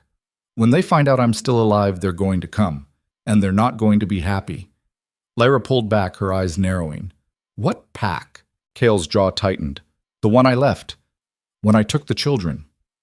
You stole them. I saved them. From what? A pack that believes weakness is a death sentence. His voice was flat, hard. Claire's parents were killed for being too old. Matthias was going to be cold because he couldn't shift. And Elise... He stopped. Lyra's stomach twisted. What about Elise? She's an Omega. In our world, that means she's worthless. Property. They were going to use her as a bargaining chip. Marry her off to another pack when she turned 16. Lyra's hands curled into fists. She's 6. They don't care. So you took them. So I took them. And Seraphine helped me. For a while. Until she found out they weren't hers. That I'd been lying to her for years. He looked away. She wanted children. Couldn't have them. And I let her believe these were ours. When she found out the truth, it broke her. That's why she wanted to kill them. That's why I killed her first. The words hung between them. Lyra exhaled slowly. The pack. How long until they find you? I don't know. Weeks, months. But they will find me. And when they do, we'll deal with it, Lyra said. This isn't your fight. It is now. Kael looked at her, really looked at her, and something in his expression shifted. You mean that? He said. Every word.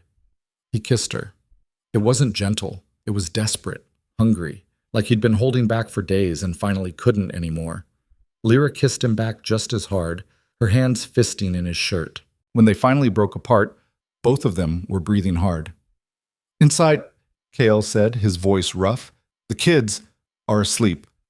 Kael, he stood, pulling her with him. Inside. Now. Lyra didn't argue. They barely made it through the barn door before Kael had her against the wall, his mouth on her throat, her collarbone, her jaw. His hands were everywhere, her waist, her hips, tangling in her hair. Lyra gasped, her head falling back. Kael, tell me to stop, he said against her skin. No? Lyra, don't stop, he growled. The sound was low, feral, and it sent a shiver down her spine. They moved to the back room, the one Kael had claimed as his. The door barely closed before they were on each other again. Clothes hit the floor, skin met skin, and for the first time in 5 years, Kael let himself feel something other than guilt. Lyra woke to shouting. She bolted upright, her heart racing. Kael was already moving, pulling on his jeans, his expression dark. What is it? Lyra asked. They're here. Who? The barn door exploded inward. 3 wolves stood in the opening, all of them massive, all of them radiating violence. Behind them stood a woman. She was tall, sharp-featured. Her hair was black as oil, her eyes amber. And when she smiled, it was all teeth. Hello, Kyle, she said. Kael's whole body tensed. Mara. Miss me? Not even a little. Mara laughed. She stepped into the barn, the wolves flanking her. Her eyes swept the room, landing on Lyra. "And who's this?" she asked. "None of your business," Kael said. "Oh, I think she is." Mara's smile widened, "especially since she's wearing your scent like a claim." Lyra's stomach dropped. Kael stepped between them. "Leave her out of this." "Can't do that." Mara tilted her head. "See, you broke pack law when you stole our property, and now you've gone and started a new pack without permission. That's 2 death sentences, Kael. Maybe 3 if I'm feeling generous. The children aren't property. They're pack. That makes them mine. Over my dead body. That can be arranged." The wolves growled in unison. Kael's eyes flashed. "You want to fight? Fine. But it's just you and me. Leave them out of it." Mara considered. "Tempting, but no. I think I'll take the children. And your little human. And you—" She stepped closer. "You'll watch me tear them apart before I kill you." Kael's hands curled into fists. "You won't touch them." "Try and stop me." She moved, fast. Kael shifted mid-step, meeting her head-on. They collided in a tangle of fur and teeth, crashing through the barn wall. The other wolves lunged. Lyra grabbed a pitchfork from the wall and swung. It caught the first wolf in the shoulder. The creature yelped, stumbling back. The second wolf circled her, its eyes glowing. Then Clara was there. She shifted, her form smaller than Kael's, but fast. She hit the wolf from the side, knocking it off balance. "Get the kids!" Clara shouted. Lyra ran. Matthias and Elise were huddled in the back corner, terror written across their faces. "Come on," Lyra said, reaching for them. Matthias grabbed Elise and ran, but the third wolf was faster. It cut them off, its jaws snapping inches from Elise's face. Lyra threw herself between them, the pitchfork raised. The wolf lunged. Lyra drove the pitchfork forward with everything she had. It sank into the wolf's chest. The creature howled, thrashing. Lyra held on, her muscles screaming, until the wolf finally went still. She yanked the pitchfork free, blood dripping from the tines. Matthias stared at her. "Go," Lyra said. "Now!" They ran. Outside, Kael and Mara were still fighting. Blood matted both their coats. Kael was bigger, but Mara was faster.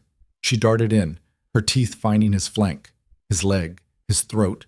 Kael was losing. Lyra looked around desperately. Her eyes landed on the ruins of the house, and she remembered. The cellar, the circle, the pact Seraphine had made. It had bound her to the land, which meant the land still had power. Lyra ran to the ruins, dropping to her knees in the dirt. She pressed her still bleeding palm to the ground. "I don't know if you can hear me," she said, "but if you can, if there's anything left, help him. Please." The ground trembled. Mara paused, her ears flicking back. Then the earth erupted. Vines, thick as Lyra's arm, burst from the soil, wrapping around Mara's legs, her body. She snarled, thrashing, but they held. Kael shifted back to human, blood streaming from a dozen wounds. "Yield," he said. Mara's eyes burned. "Never." "Then die." The vines tightened. Mara screamed, and then she shifted back, gasping. "Wait. Wait." Kael stopped. "I yield," Mara said through gritted teeth. "Swear it." "I swear you win. Just get these off me." Kael looked at Lyra. Lyra pressed her hand to the ground again. "Let her go." The vines receded. Mara collapsed, coughing. When she looked up, her expression was pure venom. "This isn't over," she said. "Yes," Kael said quietly. "It is. You lost. Pack law says I take your place." Mara's eyes widened. "You can't." "I can, and I am." Kael stepped closer, his voice dropping. "You're out. I'm alpha now. And the first thing I'm doing is changing the rules. No more culling, no more treating people like property, and anyone who doesn't like it can leave." Mara's jaw worked. "They'll never follow you. Then they can follow you into exile." For a long moment, Mara stared at him. Then she stood limping toward the tree line. "This isn't over," she repeated. But she didn't look back. Kael waited until she was gone before his legs gave out. Lyra caught him before he hit the ground. "I've got you," she said. Kael's eyes were already closing. "I know." And then he was. And then he was out. Lyra lowered him to the ground as gently as she could, her hands shaking. Blood soaked through his jeans, his chest, spreading across the dirt beneath him. Too much blood. Kael. She pressed her hands to the worst wound, a gash across his ribs where Mara's teeth had torn deep. Kael, stay with me. His eyes flickered open, unfocused. Kids? Safe. They're safe. Good. His hand found hers, slick with blood. That's good. You're not dying on me, Lyra said. Her voice cracked. You hear me? After everything we just went through, you don't get to die. Kael's mouth twitched, almost a smile. Bossy. Damn right I am. Clara appeared beside them, her face pale. She'd shifted back, a blanket wrapped around her shoulders. Behind her, Matthias held Elise, both of them silent. How bad? Clara asked. Lyra didn't answer. Couldn't. Clara knelt, her hands moving over Kael's wounds with practiced efficiency. He needs a healer, a real one. Where? There's one. 2 hours north. But he won't make it that long. Not bleeding like this. Lyra's chest tightened. Then what do we do? Clara met her eyes. You let me try. You're 12. I'm Pack. Clara's jaw set. And Pack takes care of Pack. Before Lyra could argue, Clara placed her hands over Kael's ribs. She closed her eyes, her breathing slowing, and then light. It wasn't bright. More like warmth made visible, spreading from Clara's palms into Kael's skin. The bleeding slowed. The wounds began to close, knitting together inch by inch. Lyra watched, her throat tight. After what felt like hours, but was probably minutes, Clara pulled back. She swayed, exhausted, but Matthias caught her. That's all I can do, Clara said. The rest is up to him. Kael's breathing evened out. His color was still bad, but he was stable. Alive. Lyra exhaled, her whole body sagging. Thank you, she whispered. Clara nodded, already half asleep against Matthias. Lyra stayed beside Kael, her hand wrapped around his, watching his chest rise and fall. Around them, the barn settled back into silence. The bodies of the dead wolves had already started to decay, turning to ash and bone. By sunrise, there would be nothing left but memory. Kael woke 3 days later. Lyra had barely left his side. She'd cleaned his wounds, changed the makeshift bandages, forced water between his lips when he was lucid enough to swallow. The kids brought her food she didn't eat and blankets she didn't use. When his eyes finally opened, clear and focused, she almost cried. Hey, he said. His voice was rough, barely there. Hey, yourself. He tried to sit up. Lyra pushed him back down. Don't even think about it, she said. How long? 3 days. Kael's eyes widened. The pack scattered. The ones who were loyal to Mara left with her. The others... Lyra hesitated. They're waiting. For what? For you to tell them what happens next. Kael stared at the ceiling. I'm not an alpha. You challenged Mara and won. That makes you alpha. It makes me a target. Maybe.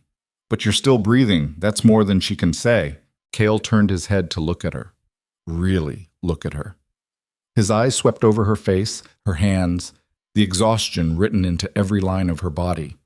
You stayed, he said quietly. Of course I stayed. Why? Lyra's jaw tightened. You keep asking me that like you're waiting for me to realize I made a mistake. But I didn't. I chose this. I chose you. And nothing that's happened, nothing that's going to happen, is going to change that. Kael's throat worked. You don't know what you're signing up for. Then tell me. He was quiet for a long moment. Then he said, being alpha means every decision is life or death. Every mistake costs someone. And there will be mistakes, Lyra. I'm not good at this. At leading. At being the thing people look to when everything falls apart. You saved those kids. I stole them. You saved them, Lyra repeated, harder this time. And then you protected them. For years. Against a ghost who wanted them dead and a pack who saw them as property. That's what an alpha does. An alpha doesn't hesitate. An alpha who never hesitates is a tyrant. Lyra leaned closer. You're not perfect, Kael. You're broken and scarred, and you've made terrible choices. But you're also brave and loyal, and you care so much it scares you. That's the kind of alpha people will follow. Kael's eyes searched hers. You really believe that? Every word. He reached up, his hand cupping her face. His thumb brushed her cheek, and Lyra realized she was crying. I don't deserve you, he said. Probably not. But I'm keeping you anyway. Lyra laughed through her tears. Good. Kael pulled her down, kissing her. It was soft this time. Gentle. Like he was afraid she might break. When they pulled apart, Lyra rested her forehead against his. We're going to be okay, she whispered. Yeah, Kael said. We are. It took another week before Kael was strong enough to stand. By then, the pack had started to gather. They came in ones and twos at first. Wolves who'd been scattered when Mara took over. Families who'd left rather than watch their children cold. Outcasts who had nowhere else to go. They set up camp in the clearing where the mansion used to stand. Makeshift tents, fires that burned through the night. And every evening, they looked to Kael. He met with them in the barn, sitting at the old table Clara had salvaged from the rubble. Lyra sat beside him, her presence a silent support. The first few meetings were tense. Why should we follow you? One of them asked. A man, maybe 40, with scars crossing his face. You left us, abandoned the pack. I left because the pack was broken, Kael said, and I wasn't strong enough to fix it. And now? Now I am, the man snorted. Big words from someone who got his ass handed to him by Mara. I beat Mara, Kael said evenly. She's alive because I let her live. Don't mistake mercy for weakness. The man's eyes narrowed, but he didn't argue. A woman spoke up. What about the children? The ones you took? Do they stay? They stay, Kael said, and anyone who has a problem with that can leave. They're not pack. They are now. Murmurs rippled through the room. And what about her? The woman's gaze cut to Lyra. She's human. She's mine, Kael said. His voice dropped, dangerous. And anyone who touches her answers to me. The room went silent. Lyra felt the weight of every eye on her, some curious, some hostile, but none willing to challenge Kael. Not yet. The meetings went on for days, establishing rules, deciding who stayed and who left, rebuilding what Mara had destroyed, and slowly the pack began to take shape. A month after the fight, Lyra stood in the clearing at dawn, watching the sun rise over the remains of the mansion. They'd cleared most of the rubble, salvaged what they could, and in its place, something new was beginning to grow. Not a house, a home. The pack had built cabins in the woods, small structures, rough but sturdy, enough for families to have their own space. And in the center of it all, they were building a hall, a place for meetings, meals, gatherings.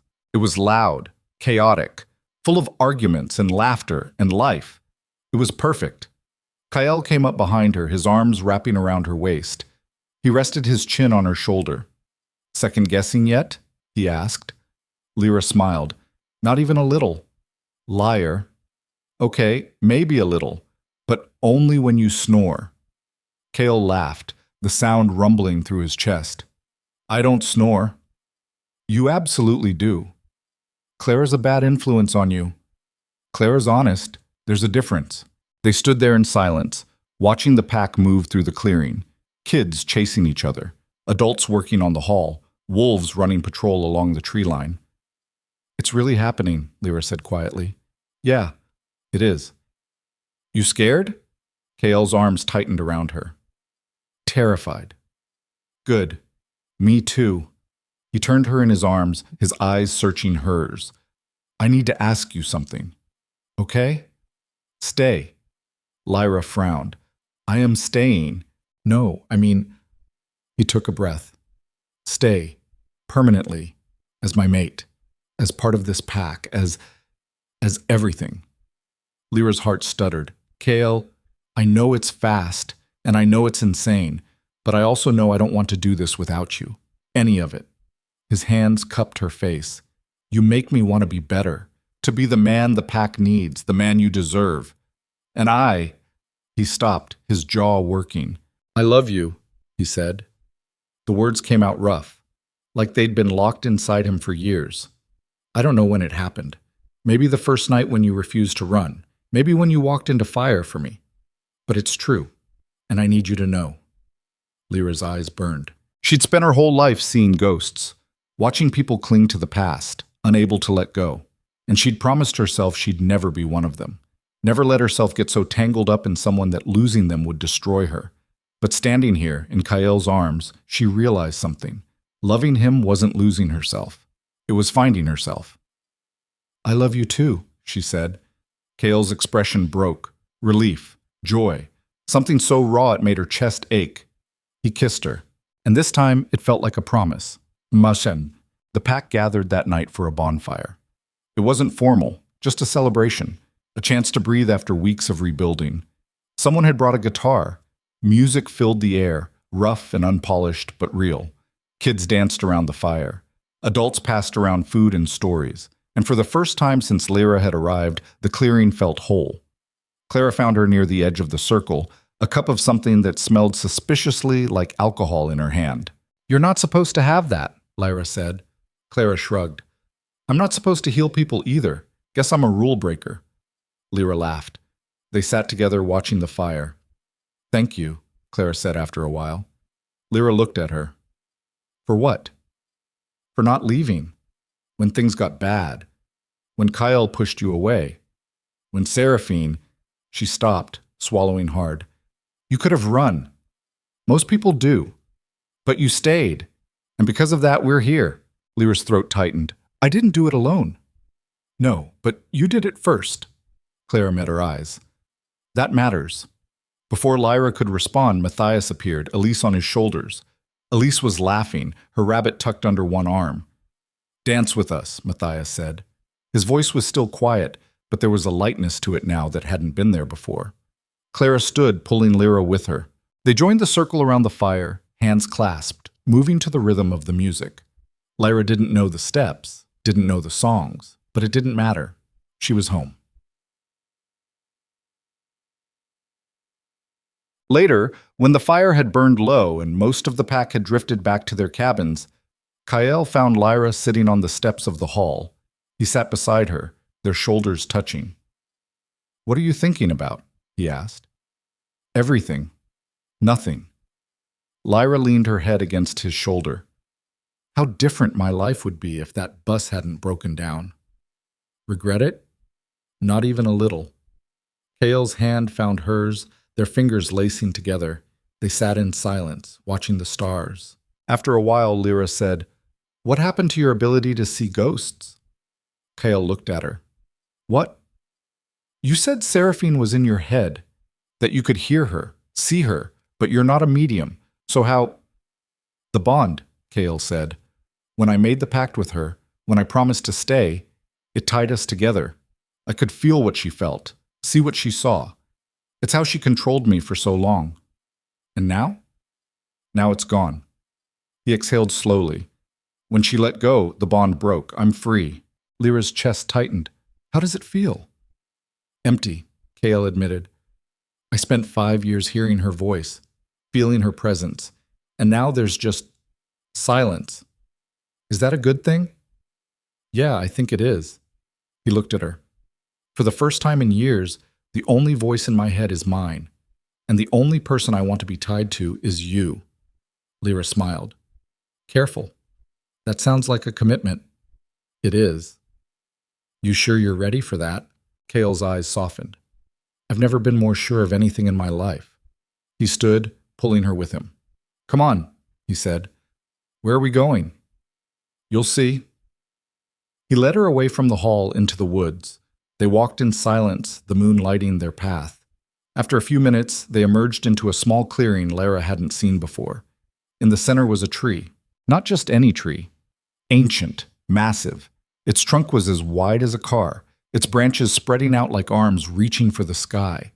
And carved into the bark, just above eye level, were symbols. Runes. What is this? Lyra asked. The heart of the pack, Kael said. Every alpha brings their mate here. It's where bonds are sealed. Lyra's pulse kicked up. Kael, I'm not asking you to decide tonight, he said quickly.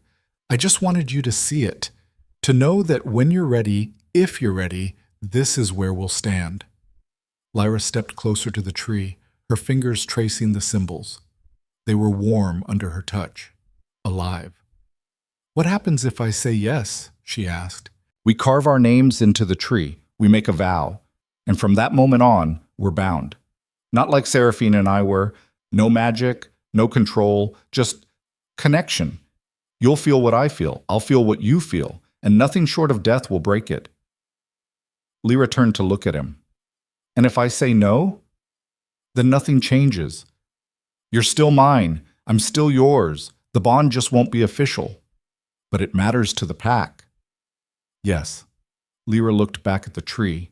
A month ago, the idea of being tied to someone so completely would have terrified her. But now it felt right. Okay, she said. Kyle blinked. Okay? Okay. Lyra turned to face him fully. I want this. I want you. All of it. Kale's expression shifted. Hope, disbelief, joy. You mean that? Every word. He closed the distance between them in 2 strides, his hands cupping her face. You're insane. You keep saying that. Because it's true, Lyra smiled. Then I guess we're perfect for each other.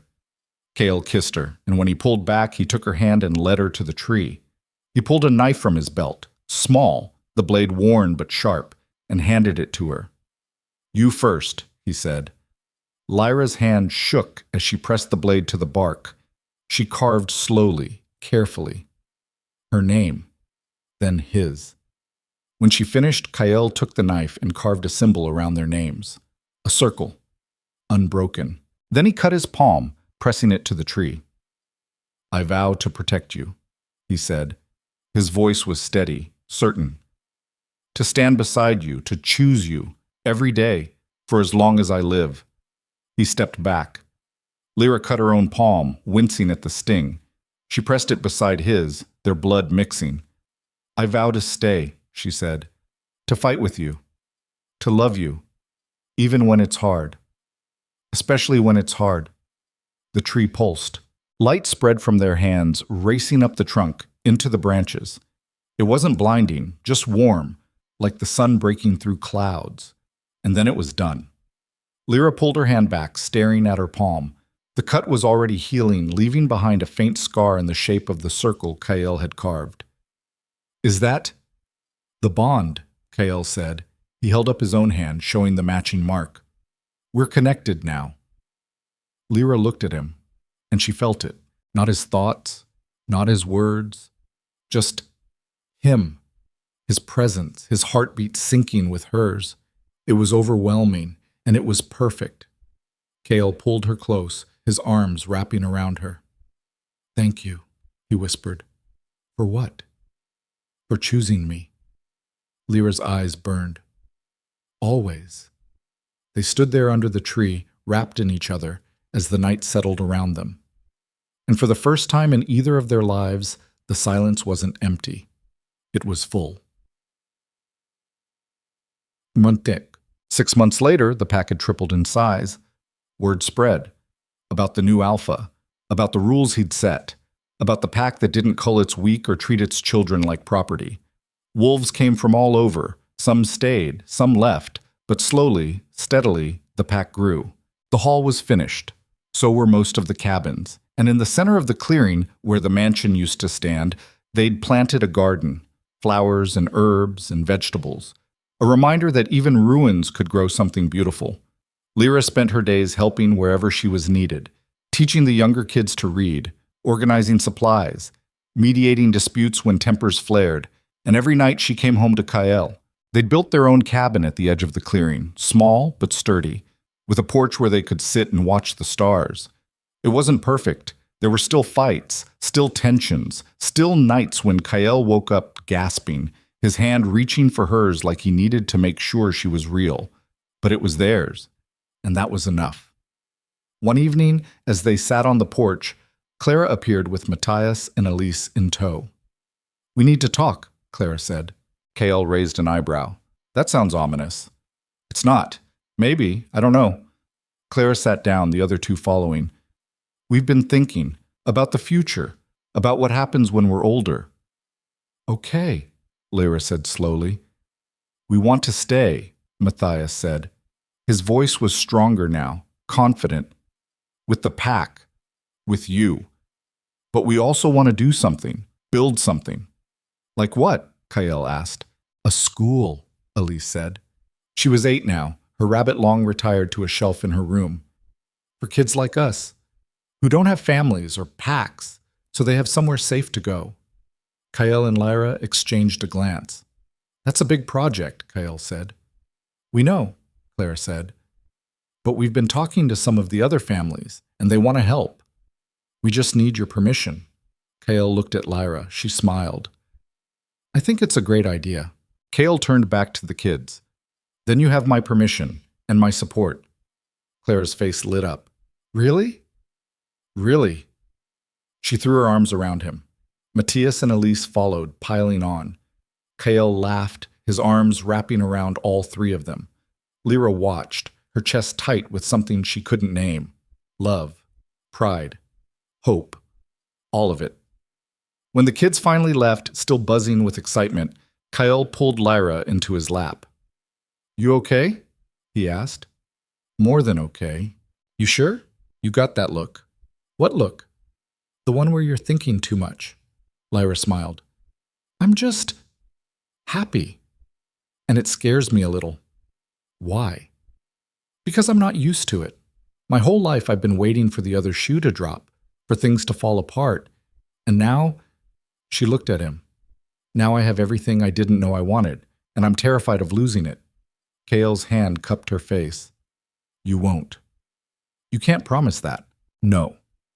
But I can promise I'll fight like hell to keep it, to keep you, to keep all of this. His eyes searched hers. We've been through fire, Lyra. Literal and metaphorical, and we're still standing. That has to count for something. Lyra's throat tightened. It does. Then stop waiting for the other shoe to drop, and just be here, with me. Lyra leaned her forehead against his. I'm here.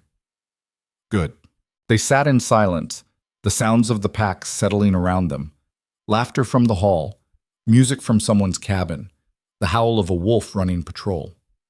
It was home, and for the first time in Lyra's life, she believed it would last. Imkad. A year after the fight with Mara, Lyra stood in the clearing at dawn, watching the sun rise. The garden was in full bloom. The cabins were weathered but sturdy, and the school Clara and the others had built was nearly finished, a simple structure, but full of light and promise. Kael came up behind her, his arms wrapping around her waist. Morning, he murmured against her neck. Morning. You're up early.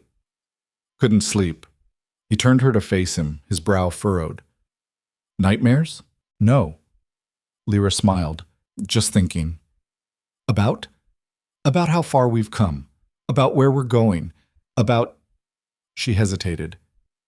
About the future. Kael's eyes narrowed. That's cryptic. Lyra took a breath. I'm pregnant. The words hung in the air. Kael stared at her.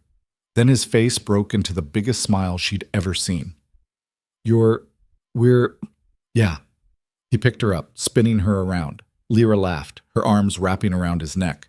When he finally set her down, his hands cupped her face. How long have you known? A week. I wanted to be sure before I told you. A week? He looked almost offended. You kept this from me for a week? I wanted it to be perfect.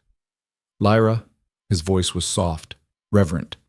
Everything with you is perfect. Her eyes burned. He kissed her, and when he pulled back, he rested his forehead against hers. We're going to be parents, he said.